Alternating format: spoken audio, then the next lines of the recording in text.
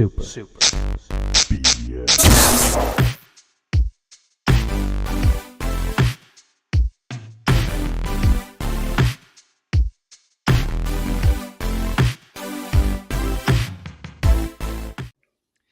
Well, here we are. It is I Lovable Baby Boy Brank, and I'm back with one of the heaviest episodes that you've been waiting for all year, the Game of the Year episode, and I'm going to be joined by the Despised One. Reveal yourself, Despised One. What do you go by these days? Boo.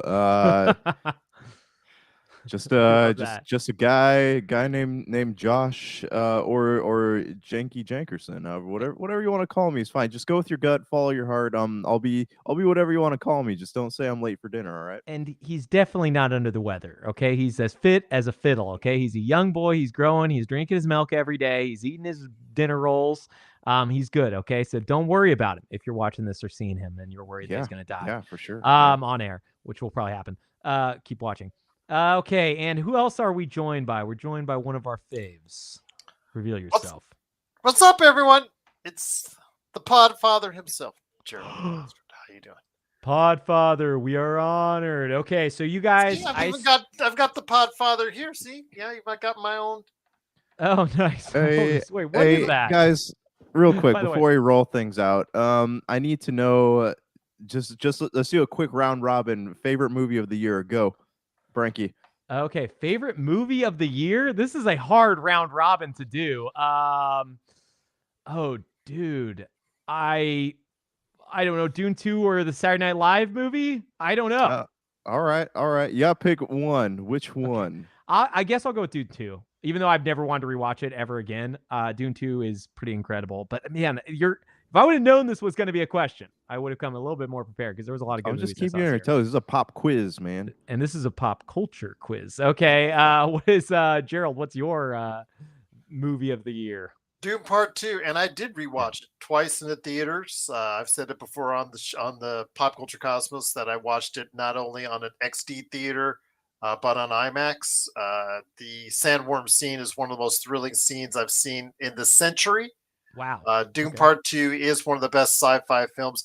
I don't know. I can't decide whether I like Part 1 or Part 2 better. I know for some people, Part 1 was like, oh, slow. For me, it actually did a lot of the character building. It did a lot of heavy lifting that I enjoyed, leading you into Part 2, which was truly incredible. Both films are truly incredible. Part 2 was absolutely a feast for the eyes, and Denis Villeneuve should be given a hearty handshake for all of his great work on these Doom films. I agree. That movie's incredible. A janky, despised one. Joshy boy, what's the number one?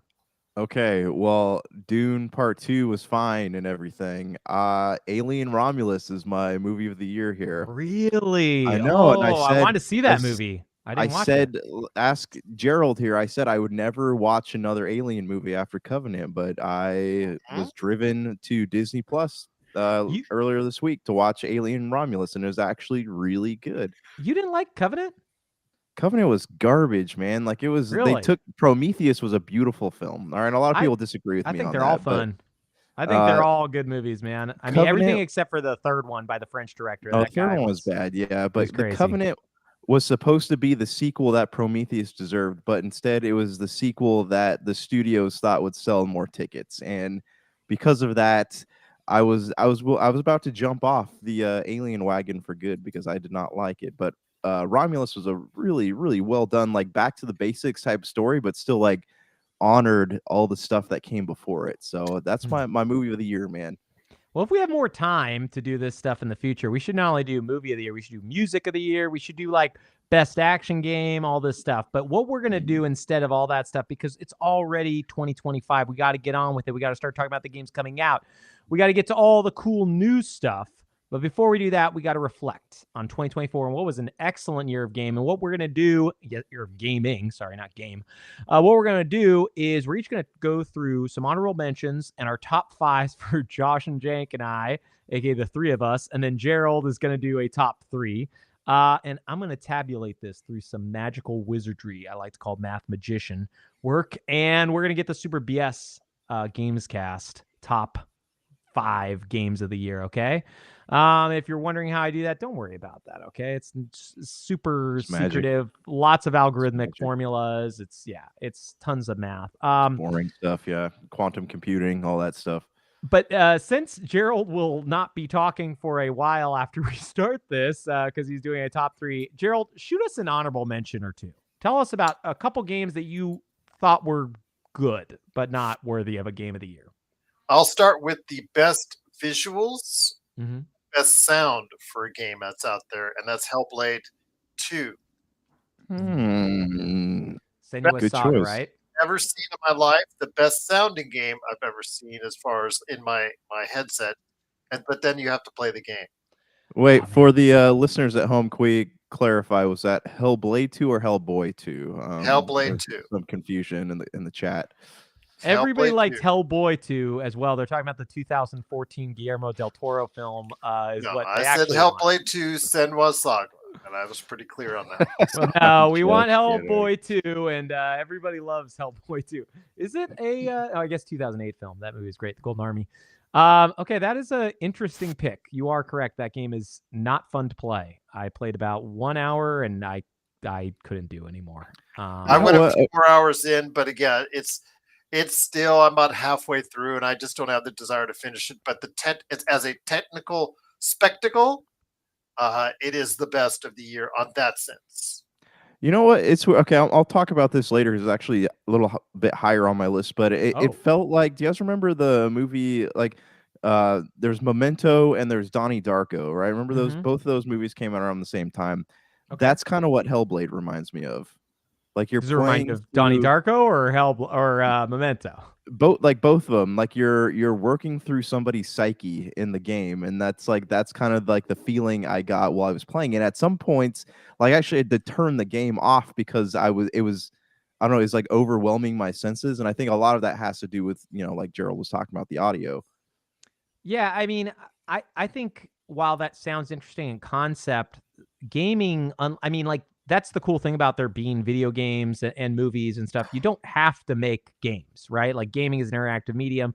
It doesn't fit everything. And Hellblade 2, to me, is just something that would have been a way better short, like a short film or like just a regular film length, right? Well, it's kind of short. It's only 6 hours, 7 hours for what Sure, people for a game, but like, yeah, I think it's something where the interactive elements of it don't, in my opinion, don't add. Like, I didn't gain anything every time I was forced to walk around or solve a rune puzzle. Did you finish it, Josh?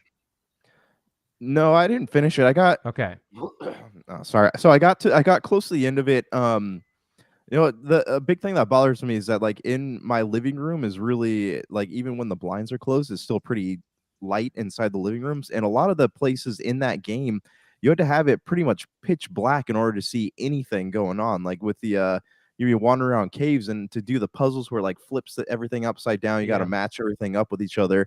The lights would have to be off. You'd have to have perfect darkness in order to see what you were doing. And I think that's part of the reason I stopped playing, is because I could not find a time where I could sit down in pitch darkness to finish working some of these puzzles out. Yeah, I had a lot of issues with Final Fantasy VII Remake in 2020 for a similar reason. Games that are just like too dark to the point where you cannot play them if any natural light is coming through. Come on, people making games. Give us a little bit of freedom, right? There's another. And I understand, but I understand why they do that. It just doesn't work for everybody, because not everybody has the same exact gaming setup. Yeah, and also not everybody has 6 hours to be in that setup, right? Or in Remake's case, 40 hours, right? Like, I had to play Remake pretty much only at night, or with like all the blinds drawn and stuff. It felt weird, right? Like, felt like I had to do this special thing just to play a game. I know this isn't the year we're talking about Remake. We will be talking about another Final Fantasy VII later. But okay, Joshy, give us an honorable mention. Tell us something that is not on your list, but that you loved. Okay, it's weird that, like, this is gonna sound bad, but I actually only played like eight new this year games. So making this honorable mention list was not actually that difficult for me. Okay. All right, I'm gonna start at number 8. I did dabble after we started making those jokes about Infinity Nikki. I did download it and I did play a little bit of it. How was it? It was, I don't know. I mean, it's It's fun. It reminds me a little bit of the Atelier games. Remember we talked about those ones a little bit. That's kind of Yeah. what it reminds me of, except like each of the outfits has different power ups and they do different things for you. You turn into little animals and you scurry through things. And you're just trying to find different clothing options. I only played like an hour of it, so I don't really have a big report on it. But Okay. it is like, I don't even know how to describe it. It's like it plays like Genshin Impact. You're running around. It's kind of the same concept, but you're running around. Your controls are all kind of like that. You're searching for treasure, searching for materials to make outfits with. I don't know. It's unique. I see why people like it. Will I play Yeah. it ever again? Probably not. I mean, that's why it's an honorable mention in the Game of the Yeah. Year list for the 1 hour you played it. I love that. Okay. I'm going to shoot off one of mine. And honestly, I played, I don't even know how many games, but I played SteamWorld Heist 2 and Animal Well and Prince of Persia Lost Crown and Hellblade 2 and a lot of games this year, not including these ones I'm going to mention. And still, so coming up with this top 5 was really difficult. This game in a slightly slower year probably would have been on my top 5 because I did really enjoy it. But sadly, it just was missing just a little bit too much. Stellar Blade. I find that game to be incredibly fun. It was way better than I expected it to be. It was a very fun, stylish action game with really great progressive elements and hooks. And for a game out of South Korea, a country that doesn't normally do console style games, I thought they nailed it. They knocked it out of the park.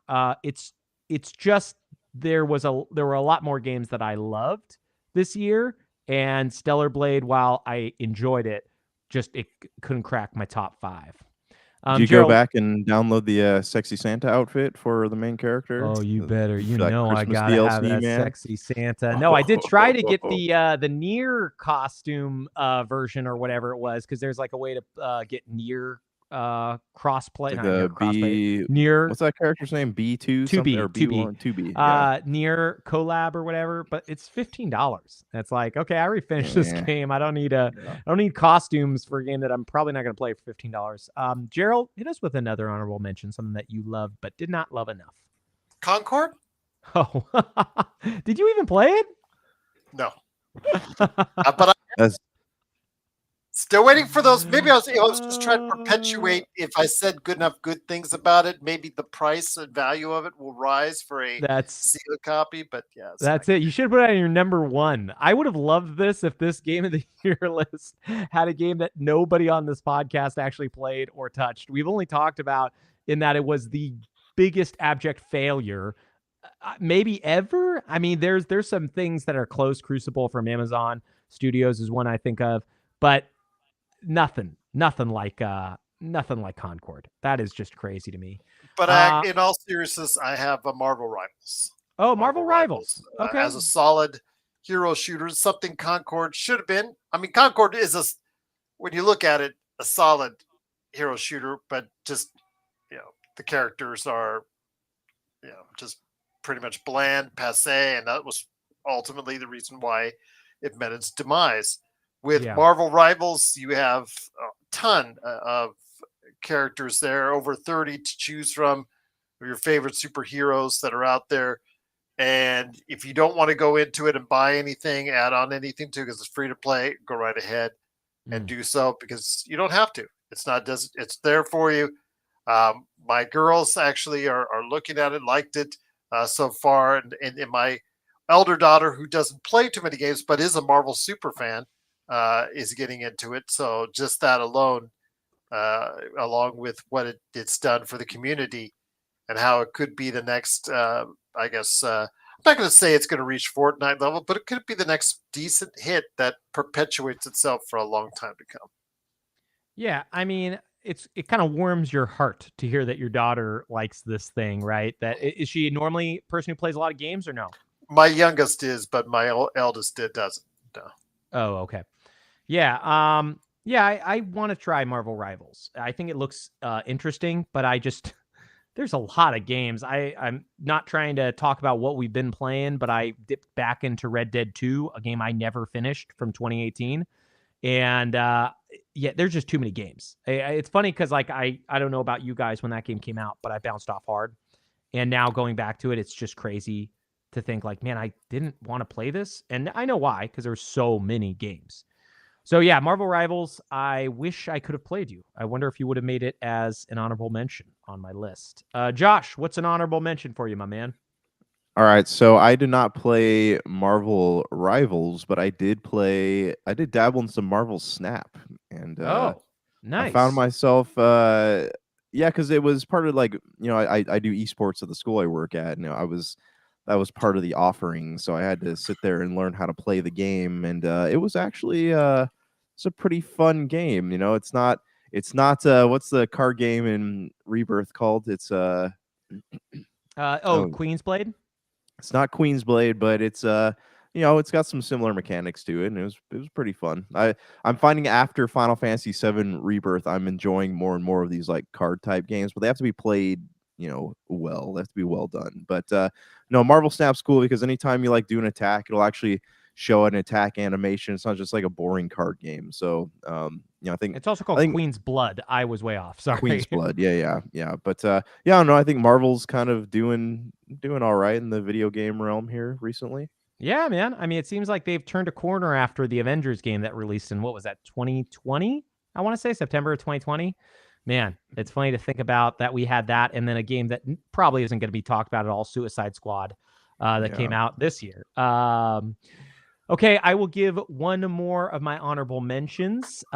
This one kind of hurts me because I think if I could have gotten through some of the difficulty spikes, this probably would have been on my top 5. Metaphor Re Fantasio. I absolutely love that game. I think it's incredible. I think the storytelling is brilliant. I think it fixes a lot of my issues with the Persona series, which was the ultra difficult time management where you had to manage every day and do things perfect, or else you wouldn't get to kind of enjoy the story. You'd miss out on a lot of things.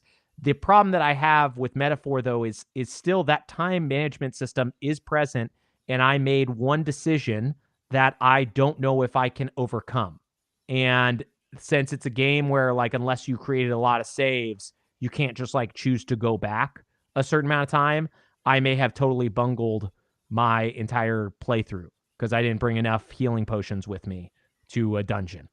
So yeah, it's to me the it's like worst. such a bummer because I think it's a really, like, honestly probably top 5 RPGs of all time style game, but I mean, it's hard for me to say it's my top 5 game of the year if I'm struggling to even want to go back because I can't seem to get through this dungeon because I don't have it. Like, I have to do everything perfect, and it is a game with save points and stuff, and there's some randomness, and it just stinks to be like, okay, well, I'm going to have to do this dungeon over the course of like probably 8 hours, even though it should be a 1-hour dungeon because I can't make any mistakes. Otherwise, incredible game. Heismay, one of the best characters in any RPG since Frog. Easily some of the best storytelling. The voice acting's impeccable. But yeah, it's a bummer. Before we get to our actual games of the year, do you guys have any more games you want to shout out? Any more honorable mentions? One actually. Okay. I'm currently in the process of playing Batman Arkham Shadow on the MetaQuest that Santa Claus brought me this year. Santa Claus is nice, man. He got you a MetaQuest. How sick do you get every time you play it? Not. I haven't gotten sick yet. I don't think it's hit me in that manner yet. I do want to play Mobile Suit Gundam Silver Phantom. That's one I'm probably gonna download at some point this week. But yeah, I mean, I don't know. It's cool. I know that the novelty of it will wear off in probably a couple weeks. But for right now, I don't know. I'm having a good time with it. I've actually never done VR. I think I did like one test kiosk in a Microsoft store a long time ago, back when Microsoft stores existed and they had kiosks for VR. How do you feel about VR after playing it? Because it's something that I kind of scoff at because I know that I'll probably be one of the people who get motion sick. So I have limited interest in playing it. What do you think about it overall? I don't know. I mean, it's not what I thought it would be. I thought it was going to be something that very poorly tracks the movements of your hands and your legs. So they have 2 different modes. When you turn on the MetaQuest, it'll measure your surroundings. So a lot of the games, if you want like fully immersive VR, you have to be playing in an open room because you turn it on and it measures how much space you have. And that'll determine like if you can walk around, and it'll stop you from hitting a wall or something because it'll say you're at the edge of your boundary. Hmm. And it won't, like, the game, as the game moves, it won't ever let you get that far, or it'll like redirect you. Okay. So you can play it like that, or you can play it in what's called stationary mode, where you just have, you're just able to move your Head. head around and see the things all around you. You don't necessarily have to be up and turning and walking. So you can sit there with the goggles on, and you have the joysticks, and it's a different type of experience. But Which do you prefer? I prefer being able to walk and move, because I feel like Yeah, it I'm sounds more cooler. immersed. And if I'm gonna play the joysticks, I might as well just sit on the couch and play Xbox or something. So It also sounds funny, though, to imagine playing a Batman game where you are walking around the smallest city in the history of time because you're in a little room, and it's like immediately you're outside and you have to stop and says, "You are at the boundaries of whatever it says yeah, of the right. city." I just imagine like walls everywhere. It's like, this is a Well, really this small isn't Gotham road. City. No, I mean, so a lot of like the Batman game though, you're running around like sewers and houses, not houses, but like buildings and stuff. You're not actually. I mean, I at least I haven't gotten to these parts yet. If you're out in the open in Gotham, swinging around like the old Arkham Asylum games, I haven't gotten that far yet. But Okay.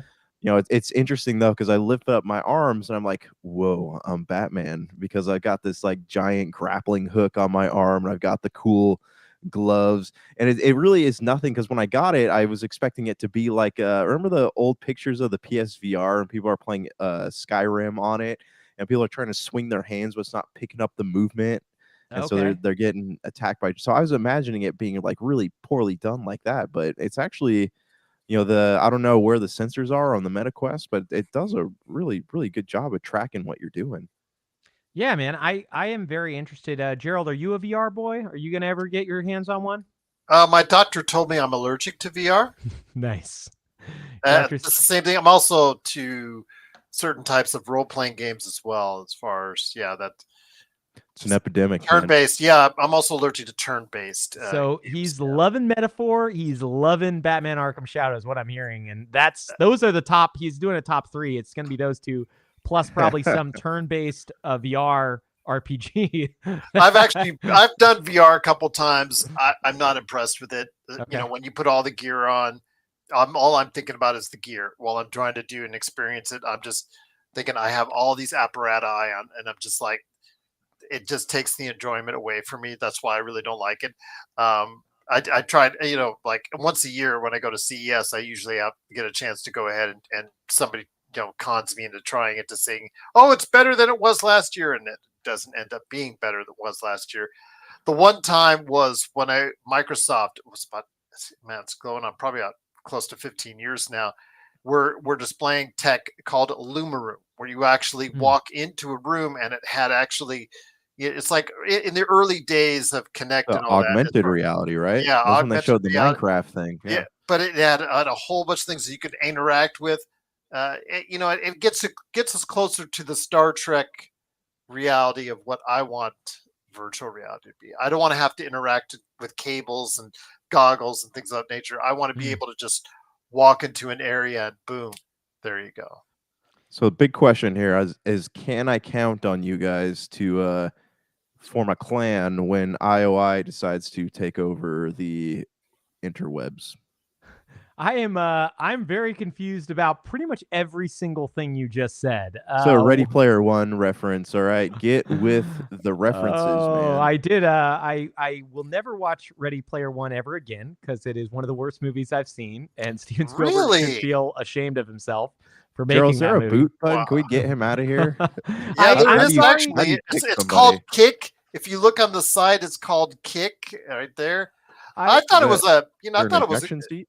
Exactly. You could just, in a way, it is. Yes. I just love how Josh also likes the other worst movie I've seen in a long time, Alita Battle Angel, which is horrible. I don't. It's funny. I don't ever remember admitting to liking that movie. I said it was okay. You loved it. I don't. This is like an ongoing thing that I don't remember. It's not an ongoing thing. It's the truth. I'm sorry that the truth is that you absolutely love Alita Battle Angel. It's your favorite movie of all time. But I cannot stand that movie. It was horrible. It was setting up a sequel that I don't think ever is going to get made because it did horribly. There's a petition online for an Alita Battle Angel. There are dozens of us. dozens.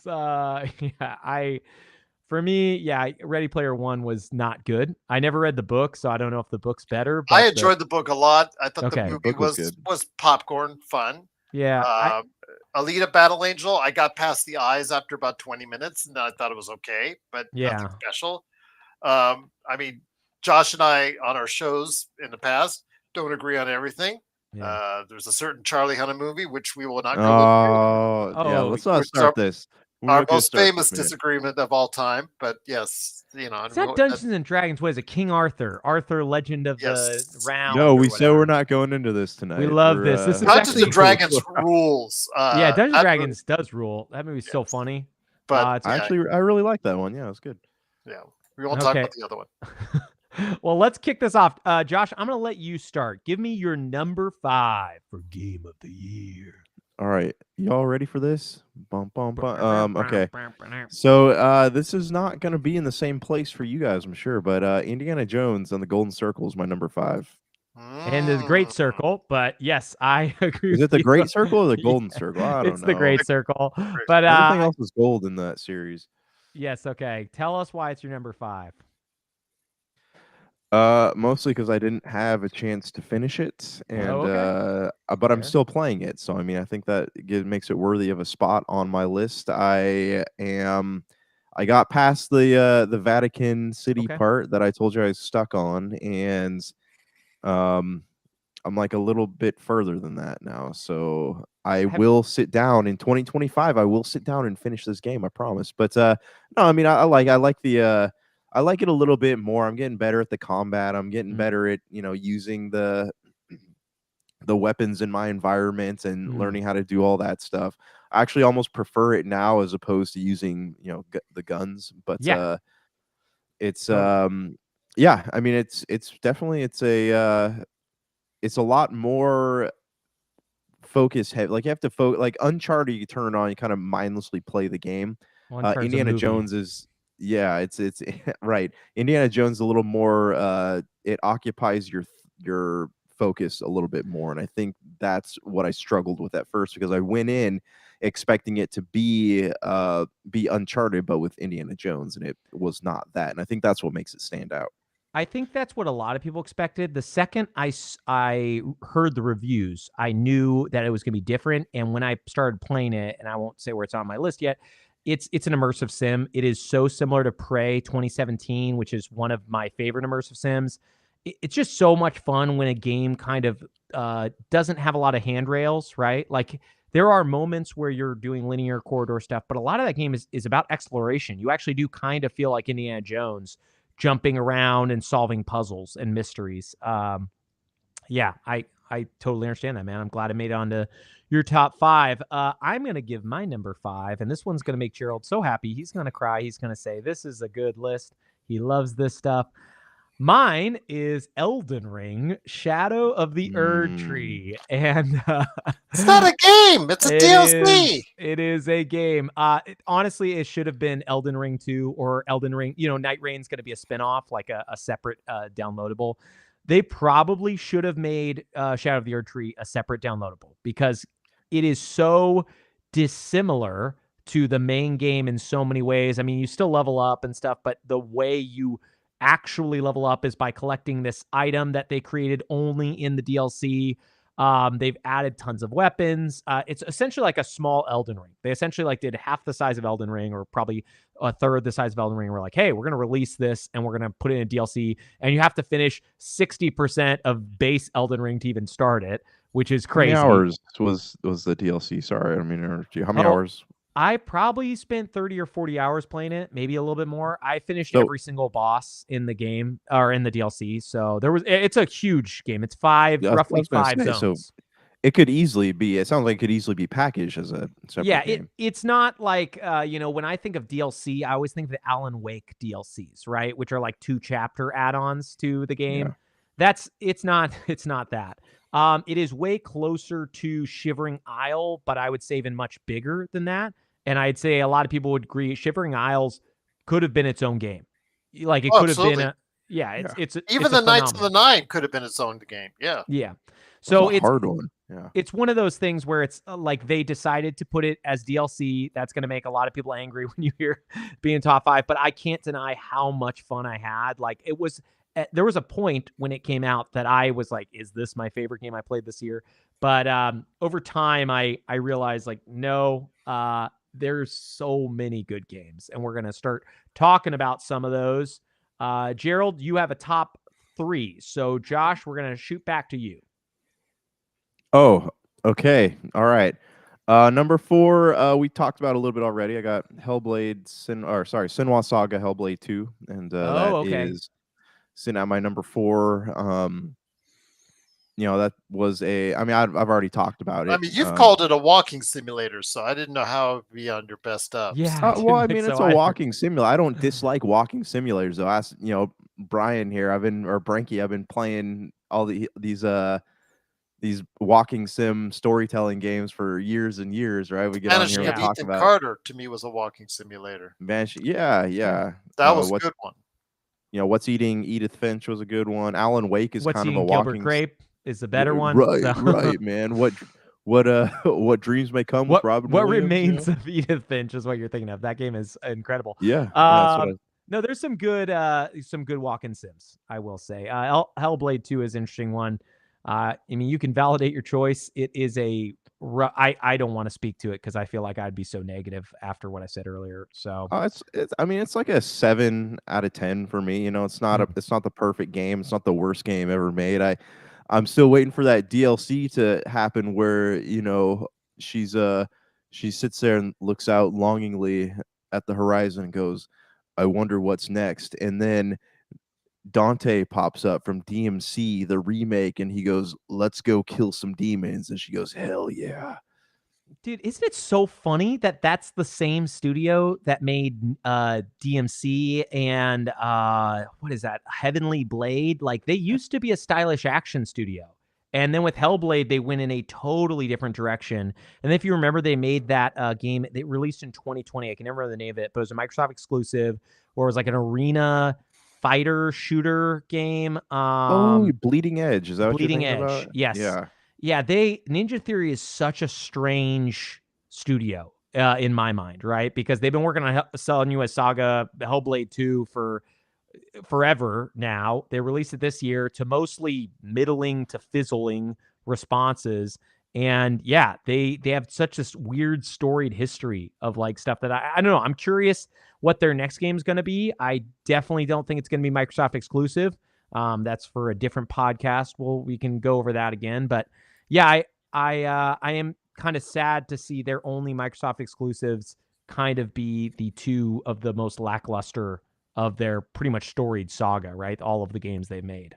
Yeah, well, so I think their studio is really small. So I don't know. Like, I think once they focus in on a project, I think that's like all their I mean, again, we talk on another podcast about this, but I think all their resources get funneled into that. And I think that, if the game is bad, they can't in hindsight go like, oh, we should have done something else. But yeah, I mean, I would really, they're really good at making these like really cool stylized looking action games. It just and their graphical fidelity, right? Like the art, everything is so insane. I mean, Senua Saga Hellblade 2 is probably the best looking game ever. It's definitely one of the best looking games this year, if not the best looking game this year. It's the best one I've ever seen. And sounding again, put it on your headphones, just the voices that are interacting with you. I thought the first one was the best one I've ever heard, but this does beat that one. Yeah, it's really phenomenal. Okay, so for my number 4, so we can get Gerald back in here in a second. This one won't take too long. It is the newest game that came out that just I fell in love with. Indiana Jones and the Great Circle. I cannot imagine how they did it. Like when I heard about it originally, I was very concerned. I know Machine Games is super talented. Wolfenstein and Wolfenstein 2 are just great. And, their history of, we talked about this, I think, on the podcast already, Chronicles of Riddick. Escape from Butcher Bay. Oh, that's right. Like, Yep. I love the games that they make. And Indiana Jones, I just don't think I expected them to do an immersive sim Indiana Jones where you're walking around Egypt or, boating around a place in Southeast Asia that I don't want to reveal. And like finding mysteries and solving these puzzles. I almost 100% of the game. I did finish it within like the span of maybe a week and a half. And I almost got every single relic. I had to stop finally because the game is a little punishing about backtracking. You have to literally go back physically because it is a very immersive sim style game. And sometimes when you're dealing with these catacombs and tombs, it's really hard to go back through them and then find your way around. It's often very dark. But I mean, that being said, I probably poured 35, 40 hours into it. I really, truly do think it's one of the best games that came out this year. I just think this year had some of my favorite games ever. So, yeah, I mean, outside of the Tears of the Kingdom and Elden Ring and Breath of the Wild, this year was like killing it when it came to games for me. So, Indiana Jones and the Great Circle was my number 4. Okay, Gerald, we got to kick you off. What is your number 3, my man? MLB The Show 24. Really? Oh, Okay. This is something we've never even heard of on this podcast. Is a sports game. So explain to us why a sports game is a good game. Well, I'll tell you what, the detail, I know it comes out every year, but the improvements in the physics, the detail in the parks, the detail in the actual players themselves, it's more fluid. The game flows more naturally. I really enjoy it. It's absolutely a fun time. I do play a game every now and then on it as far as a 9 inning game here and there. So yeah, I just truly think it's probably the best sports game that came out this year. Better than college football, better than Madden, better than WWE, better than NBA 2K. Yeah, I used to often play one game back to back of NBA 2K24 and then also as well MLB The Show 24. And I just stopped playing NBA 2K because I got tired of all the stops and stutters and prompting for microtransactions, so I gave up on that. So I went over to MLB The Show, and it's so much more fun to play. And I still laugh at all you PlayStation users out there. The fact is, I play it for free on Games Pass. Yeah, that is a funny caveat that it is a part of Game Pass, but for PlayStation users, even though it's a Sony San Diego studio, you have to pay full price for it. It's very silly. Are you is baseball your sport of choice? No, it's basketball. Really? But I do migrate towards, quality sports games. In the past we talked, you guys talked about NFL 2K5. I know that, when a good sports game comes out, I do migrate towards it, and it's something that I try to follow. But yeah, basketball is my favorite sport. But NBA 2K, they need to go back to the days when there was 3 or 4 different. Sony had one, Microsoft had one, Inside Drive. Sony had theirs from 989 Sports. There was like 3 or 4 different competitors to NBA 2K. I don't know what happened. EA bought all the rights, right? Like they paid for exclusive rights to 2K. everything. 2K bought all the rights to the NBA. EA bought all the rights with Madden to football. And we need competition. Yeah, I agree. These games need competition once again, because I think they're all stagnant again, except for the show, which does a premier job, but it always goes under the radar. This game every year goes under the radar, comes out in April and then it just goes under the radar by May. But yeah, if you're like your baseball sims, I highly recommend it. We have one friend, Jay Fish, that plays this, or he used to play this. I don't know if he plays the new ones, but yeah, that's pretty much my only connection with MLB The Show. I know it comes out. I know I could play it. Sports games, we have a long history, I guess, of them on Super BS Gamescast, of not playing them mostly. I think racing is the closest we've ever come to. But MLB The Show 24 is the 3rd best game of the year for Gerald Glassford. Okay, Joshy Janky, Despise One, Lanky. What is your number 3? All right, I got my number 3 game here is Visions of Mana. Nice. And it was close to a number 2 pick for me, but it was just it was repetitive. Like it's a very repetitive game, and Okay. I think that is the one thing, like Rebirth, for example, right? You're Mhm. able to do it, keeps everything fresh. Like the combat's more or less the same, but there's so much happening in the game that it doesn't. There's not any point in the game where you sit there and think to yourself like, "Oh man, this is getting really stagnant."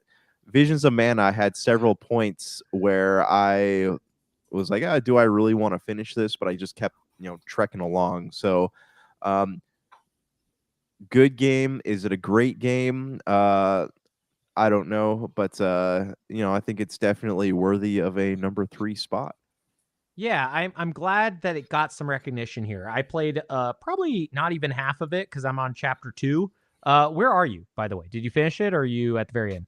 So I'm stuck. I'm stuck on this vampire baddie, and he keeps on. Square always likes to put those bad guys in that have those moves that consume health from your Yeah, characters. So and give it it back to doesn't matter, themselves. right? So it doesn't matter how close you get them to like their Breaking death point or or their death. whatever. Yeah. Yeah, they just keep on going up and up and up. So I'm sitting here. I got to reach out to our buddy Dr. Donna and see how he beat this baddie. But yeah, I'll probably finish it assuming I can get past this part.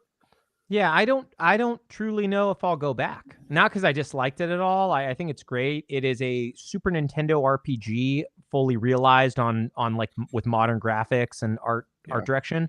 But it also is lacking in a lot of things that a Super Nintendo game would be lacking in 2024, right? The progression elements aren't as interesting as modern games. But that being, and the story and voice acting are pretty, bad, at least where I am. But that being said, it's still a beautiful game, and I loved exploring the world. I'm just glad that you brought it up because did not make my top 5, and Yeah. I did enjoy it, and I'm glad to see the Mana series is not completely dead in a ditch where Square probably would like it to be. Instead, they put out one game, which I'm happy about.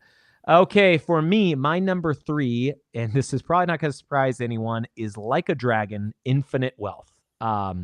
Since I played Yakuza Like a Dragon back in, I want to say it was 2022, or no, 2020, because it came out around the time that I got the Series X.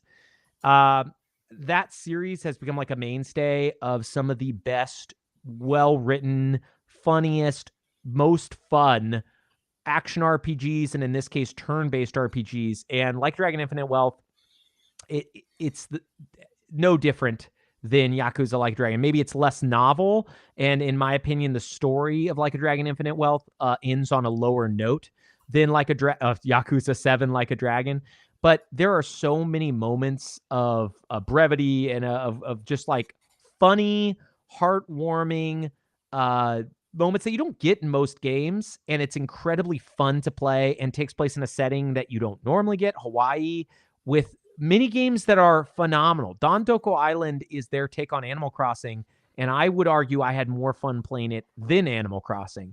And it's just a mini game they put inside of the game. It has multiple elements once you finish the main city building portion of it. You can also like go to an island and then, train your Pokemon, your Sujimon, your creeps that you capture in the wild. And there's just, like I said, the game is the gift that doesn't stop giving. I just think it ended a little weak. But I hope everybody plays it. I know Gerald loves turn-based games, so he swore on everybody he knows their grave that he would play Infinite Wealth over and over again. Yakuza, I might. Okay. Just because Yakuza is so damn fun to watch. Are you going to play Project Century? Because that looks like it's going to be an action game, but it also looks like it might be the thing that brings a lot of people in. I mentioned that on our discussion. That's the game I thought that stood out to me the most during the Jeff Keighley Fest. So, yeah, yes. I think that is. I'm very excited for that. But yes, I understand it's turn-based RPG. A lot of people aren't going to love it, but I love that game. Okay, Gerald, hit us with your number two game of the year. Number two, a game that I don't know how it goes under the radar this year on all these best of lists, but my gosh, when it comes out every single year in a different rendition, and people just it's me for years. It's like it's Call of Duty, it's Call of Duty, Black Ops 6. Call of Duty, And then one finally comes out, which people are raving about, and yet we don't find it on many people's top 10 lists. I'm just going, what the heck? You guys wanted a better story. They gave you a better story. You guys wanted still the cool multiplayer. You got the cool multiplayer. You guys still wanted a really ramped up zombie mode. You got a ramped up zombie mode. I don't get it. How do you make these people happy about the best Call of Duty Black Ops or Call of Duty period to come out in a decade, and it gets no love at all on the end of the best year list? It's just tremendously short-sighted, and I'm not a Call of Duty fan, and like I used to be back in the early days, but Black Ops 6 was worth my time. Thought it was fun. I thought it had some elements of Borderlands, which Borderlands has forgotten about. And I thought that was something that was just really enjoyable. The campaign is fluff, but it's good fluff. It's worth going through. It's worth playing. The multiplayer I'm not good at anymore, so I get trashed whenever I tried it. The zombie modes are fun. I've seen different modes, the way you can soup up your weapons. It just is a lot of fun. And at the end of the day, that's all that matters when you're playing video games. It's I'm glad you brought it up. I played so much of that game. It did not make my top 5, not because it's not super fun. It is fun. I think it's because it's like you said, it's a game we all forget because it truly is fairly consistent. It's a consistently fun game. It's like a yearly routine. And I think that because of that, it doesn't stick out in people's minds as being like, oh, hey, I actually really thought that game was like a top tier game for 2024. Yeah. But yeah, I'm glad it got some love here. I haven't jumped in for a little bit since Indiana Jones. I've been getting my Old West on and Red Dead 2, but I do want to get back to it because I had so much fun playing Nuketown, Holiday, and it's just a joy to play. I already prestiged once on the multiplayer. The funny thing for me is I didn't finish the single player, and I don't know if I will. I did enjoy what I played, but the multiplayer is so much fun that every time I turn that game on, it's hard for me to even want to do anything other than play it. Josh, what is your number 2 game of the year? All right. My number 2 game of the year is a little known RPG called Final Fantasy VII Rebirth. Rebirth. And we've talked about this so much on this podcast over the course of this year, but like I mentioned before, it is a game that, yes, the combat kind of stayed the same a little bit, but it was constantly changing how you do things and how an RPG is played. And because of that, I don't know, I think it went places that Square's never gone before. And it still managed to keep like a very engaging story. And I know Gerald doesn't really agree with like having a remake be a, but then again, like it's not really a remake totally different though. game. Like it's a totally different game that just kind of kept the Final Fantasy VII title. Anyways, I don't know. I thought the game was pretty spectacular. I actually played Queen's Blood all the way to the end of the Queen's Blood campaign. I didn't like that you didn't get any items from that. That was it was just kind of like a story thing. Yeah, a little bit more story, but I don't know. There's a lot in that world that I found myself wanting to see to the end of the each of these little narrative threads, and not many games have done that for me in a long time. Yeah. Man, it's such a phenomenal game. I love it to death. So I'm very thankful that you also love it because I think it deserves it. Unlike, we talked a lot about Remake when we restarted up this podcast again. And I think there's so many more flaws, and Rebirth is just the funner game. I'm glad, in my opinion, I'm glad it's getting some credit because a lot of people are like saying, oh, it's got all these problems, and it does. But in my opinion, it's just every game such a has fun issues. Game. Yeah. Okay, that is an excellent number 2. For my number 2 game of the year, which this one is such a joy to play. This game is so stupid, stinking fun. I absolutely love it. It is Astrobot. When I think of games that are like pure joy, I think of games like Astrobot. It is a game that all I want to do is just have fun, essentially running around this crazy world, finding the different bots that are, people are like, oh, it's marketing. It's just like the PlayStation marketing, blah, blah, blah. I understand that, but who cares? It's so much fun and it's silly and it's fun to see the Days Gone guy, Deacon St. John in the game, or the Bloodborne Hunter. But what's even more fun is seeing Mr. Mosquito or Tomba or just all these random characters you hadn't even thought of for years. Seeing Trico and Amaterasu, and then getting your bots and opening up a new part of the island and getting even more bots and more puzzle pieces and unlocking more costumes. And then doing like the special levels, right? Like it's a game where when I think about it, like I want to play it again now. And it's a game that like Super Mario Odyssey, I will probably replay it very, very, very soon. Such a great game. My goodness. So hopefully we get to talk about some more. We will see. I'm not going to spoil anything, but Gerald. Yeah, no, it's sorry. Let me piggyback on that. Oh yeah, no worries. It's a fantastic game, and yeah, I don't care. Like if Sony, their state of play or whatever, if they were to show up in June or July or August or whatever, and they said, "You want to see our state of play? Turn on Astrobot," I'd be like, "Yes." I don't care if it's a giant marketing campaign. Like it was nostalgic and it was fun, and it was just one of those games where you didn't have to really commit yourself to a narrative. You could just sit there and play it, and we don't get many games like that anymore. Yeah, it really is something special.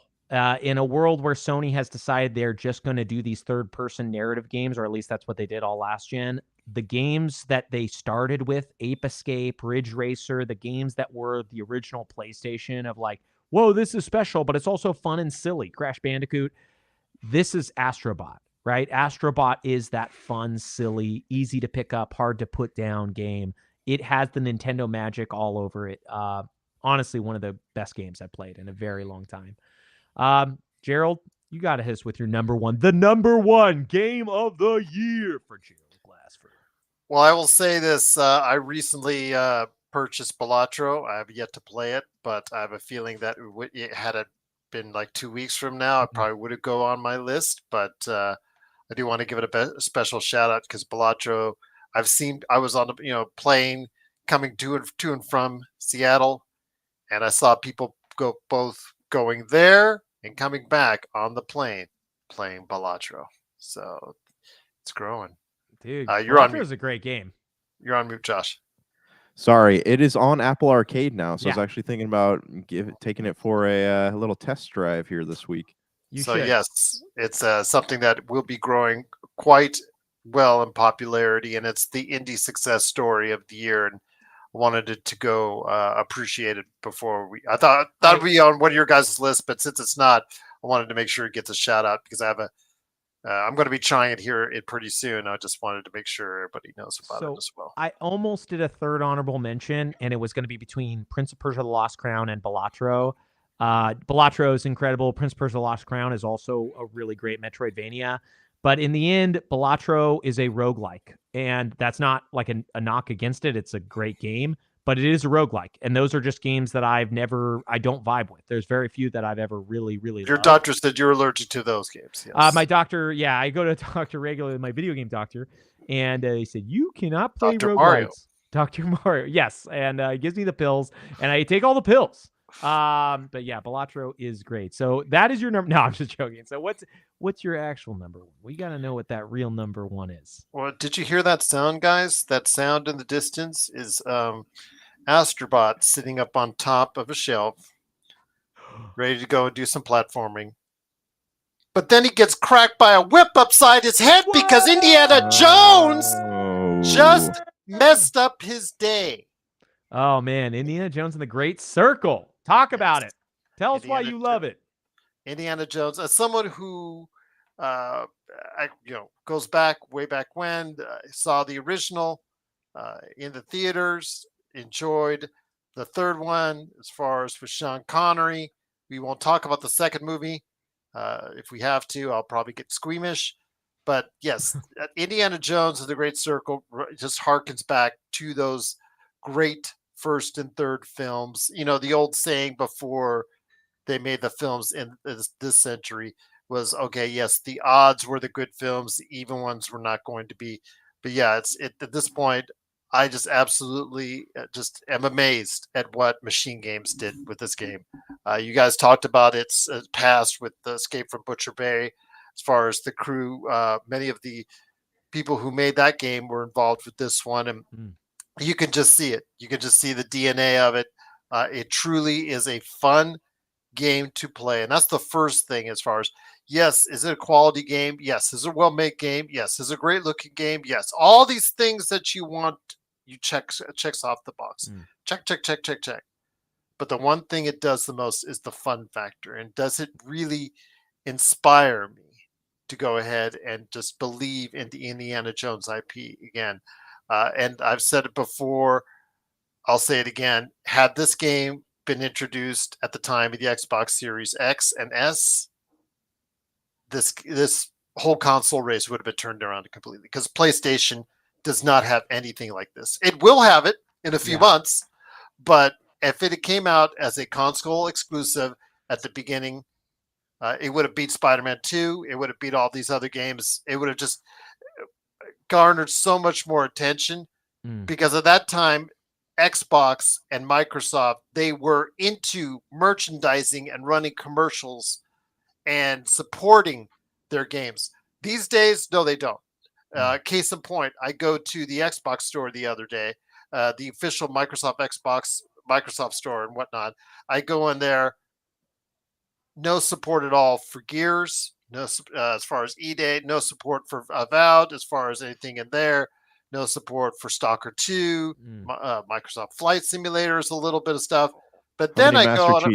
How many Master Chief cutouts? Not much. No, it's nothing. Only it's nothing. The one. It's just generic Xbox stuff, which which is kind of cool.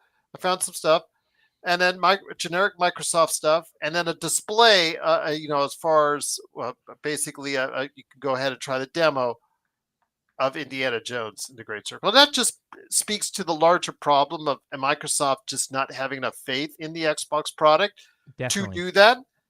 But yes, back when they did have faith at around the time that they released the Xbox Series S and X, had they done this the right way and had this game come out then, we would be talking about the console race in a whole much more competitive fashion than it is right now, because Indiana Jones in the Great Circle is that good.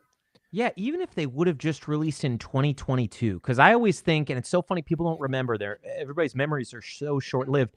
2021 was the year of Xbox. That was the Forza Horizon 5, Halo Infinite, Psychonauts 2, right? They were knocking it out of the park. I felt like for 3 months straight, like all I wanted to play was new Xbox games. And then just this dirge, nothing. They had Starfield, but it ended up not living up to what anybody hoped. But beyond that, like, they needed Indiana Jones, and they needed him a long time ago. And now Microsoft has no faith in the Xbox anymore. And it is sad to see them become essentially a third party, because even though it's a $1 billion corporation, they're just like, well, we don't care. So you guys remember how much those Halo commercials cost to make? There are millions. The Blur ones? Yeah, well, the one that like Peter Jackson did one and Guillermo del Toro did one, like those things cost millions to make, and like the marketing worked. Like people went out and bought those games, and I don't understand why they don't do that anymore. Yeah, honestly, it's because Microsoft is. I don't even know if they're going to make another generation of consoles. I think they probably will, because they are going to stay making games, right? Because they're a third-party publisher, so why not just have at least a console? It's probably, for them, they make PCs, right? So it's probably not that much of a lift.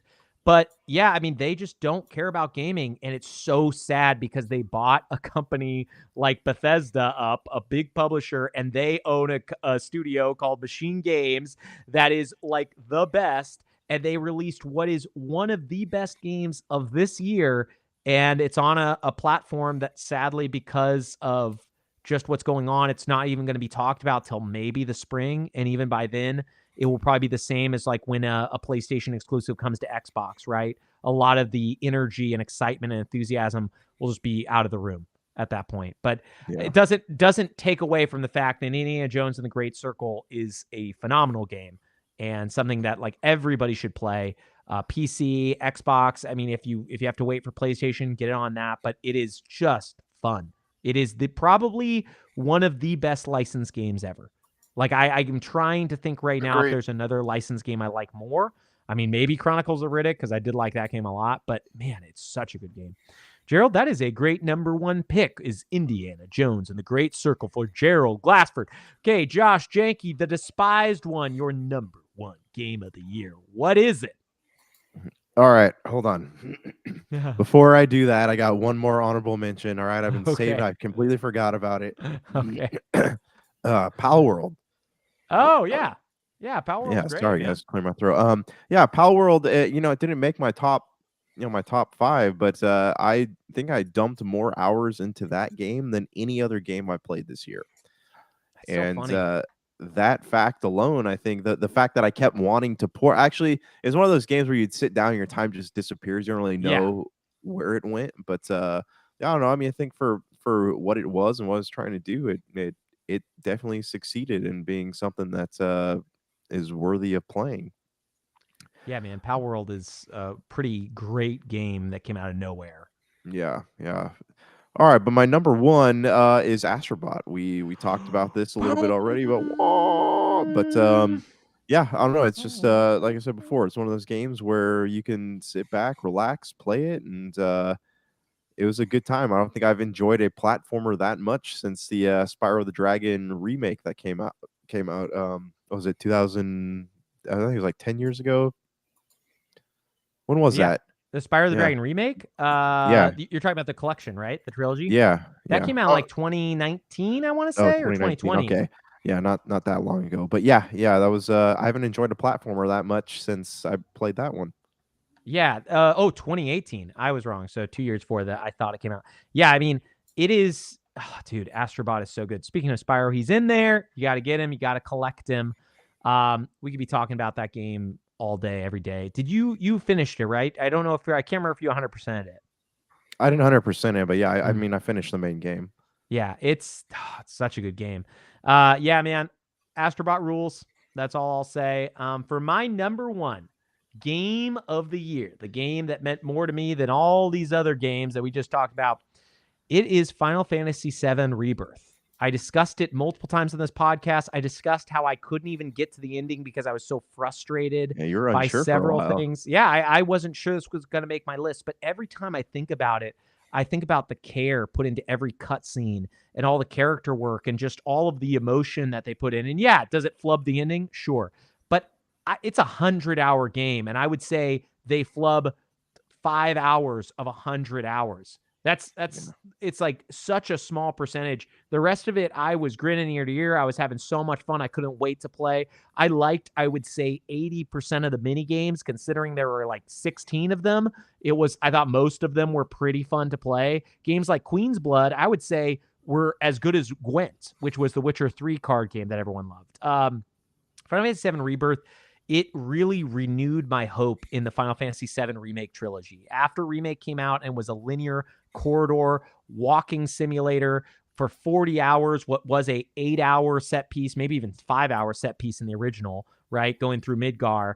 They fleshed it out in a lot of ways, but they also padded it. And then they added all their multiverse trash that they wanted to do with the story.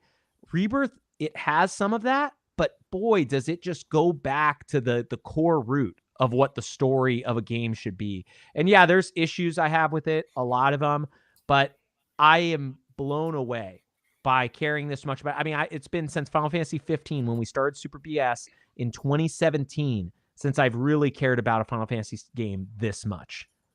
16 did not do it for me. There were moments that were great, but this one is just, I mean, I still never finished 16, and you know, it's funny, like 15 and 16 both really dropped the ball, like in the last 3 or 4 hours of the game. But I feel like, Rebirth did a pretty good job of being, you didn't necessarily agree with the stuff that happened in the story, but it's still engaging from start to finish, at least. Yeah, it's a great thing. So guys, I'm gonna read off the list, the Super BS Gamescast top 3. I decided to do top 3. I will share why after I read it. But number 3 is Call of Duty Black Ops 6. That came in with 4 points. Gerald, because it's your number 2 pick, it got you there, okay? It is a great game. I'm glad to see it on our list. Our number 2, Indiana Jones and the Great Circle. It came in with 8 points because it was on every single one of our lists. 1 point from Josh, 2 points from me, and then 5 points from Gerald. So great. And then for our number 1, which you guys are going to hate me for this, but this is how the points settled. It's a tie. Final Fantasy VII Rebirth and Astro Bot both showed up with 9 points for what is easily some of the best Sony releases that they've done in forever. And I know this Final Fantasy VII Rebirth is a little bit of a cheat, saying it's a Sony release, but PlayStation has had a rough PS5 cycle. I think most people can agree to that, right? Like Horizon's Forbidden West just did not do it for them. Concord, obviously the biggest flop of all time, potentially of all time. Might not be the biggest flop of all time, but it's close to it. And they got 2 exclusives this year that I truly think are great. And truly everybody besides Nintendo was eating good this year, right? Indiana Jones and the Great Circle was the Microsoft exclusive that they needed. Now, what I'm hoping for 2025 is, and we'll talk about this more, is that Microsoft, because they've got all the cards right now, plays an incredible 2025, and maybe they have a change of heart. But anyways, that's going over again. That was Call of Duty Black Ops 6, our number 3 with 4 points. Indiana Jones and the Great Circle was our number 2 with 8 points. And Final Fantasy VII Rebirth and Astro Bot tied for number 1 with 9 points. If we would have done a 5-point scale, we would have had Hellblade or Senua's Saga, Hellblade 2 as our number 5, and a 3-way tie for number 4 with Like a Dragon Infinite Wealth, Visions of Mana, and MLB The Show 24. But I thought that's a little bit too much. Let's keep it a simple top 3. And honestly, even though there's 4 games in there, I feel like those are some of the best games that have come out in a long time. So we did good work, team. Anything you guys want to add before we say goodbye to 2024? Never to talk about it again, and we will never even talk about a game that came out in 2024 ever again on this podcast.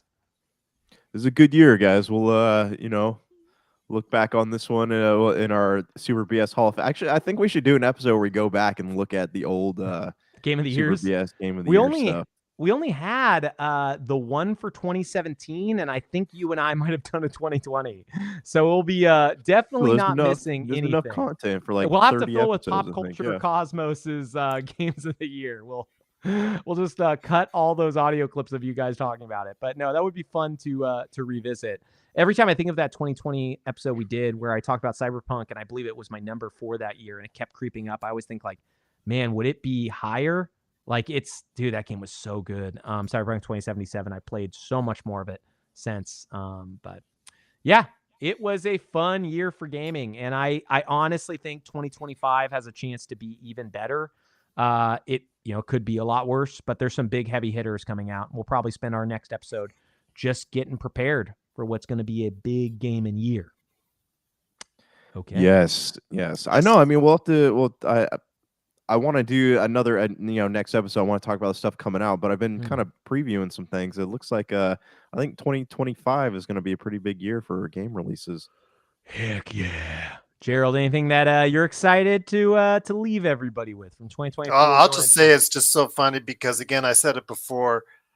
Interesting how your game of the year or our game of the year came out the same week, virtually the same week as the biggest disaster in video games. And I'll leave it at that. Hooray! Silver lining, man. Well, it'd be a silver lining if it goes up in price charting. Well, for all is lost for those who bought Concord to sell, but maybe someday it will go up again. All right, hold on. One last eBay sale. Price analysis. I checked it already today. So it's the $45 was what I'm looking at here. Hey, that's a $5 profit, Gerald. Yeah. So by the time you know not if you pay tax. By the time you know your eBay brutal. selling fee, you will be only negative $10. Get it graded, man. You have no choice now. Get it graded. I have no choice. Okay, till we play Concord again. Peace.